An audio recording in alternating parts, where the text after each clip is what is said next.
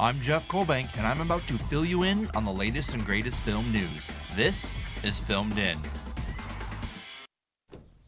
Hello movie fans. Now today I'm doing something different, so hold on if you can. We're going to take a journey into the land of imagination and fantasy, into the mind of a doctor and his fight to save the trees. Seuss is his name and rhyming is his game, so sit back and listen to the facts, because here comes Dr. Seuss's The Lorax. The Lorax is a children's film, you see, for it's full of magic and wonder and things that make kids happy, but the adults in the audience will enjoy the film as well, which should cause those box office numbers to swell. But for those of you who live under a rock, let me tell you about the plot. The town of Thienville is lovely and clean, but there's something different, if you know what I mean. The trees are all fake and plastic, but one boy in love decides to do something drastic. He seeks to find the trees, but must first go to the onceler and say please. But the man who's figured out how to bottle all the air follows the boy and gives him quite the scare. But the boy stays strong out of love. The onceler then tells the magical story about the Lorax and the trees that the boy speaks of.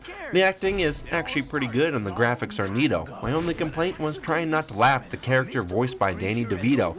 He is supposed to be playing the Lorax, the one who speaks for the trees, but he just spends the entire movie making judgments and looking displeased. The 3D is magical and will transport you into another reality, but I felt that it wasn't very Seussical, but hear my plea. The trees and the buildings had that Seuss flair, but it was obvious the characters and the animals were not given that special care. It lacked what I found to love so much in the other Seuss films like The Grinch and Horton Hears a Who. There are also quite a few singing moments which can be hard to get through. I understand the need for singing in a children's movie, but even with Taylor Swift, Zac Efron, and Ed Helms, the music just isn't very groovy. The topic the movie presents, which is saving the trees, would make Dr. Seuss and his environmental agenda very happy. It's not too in your face and nothing feels out of place. So, load up those kids and take that drive, cause I'm giving the Lorax. I could just kiss you right now. Well, we don't have time for that. I don't know, we have a little time.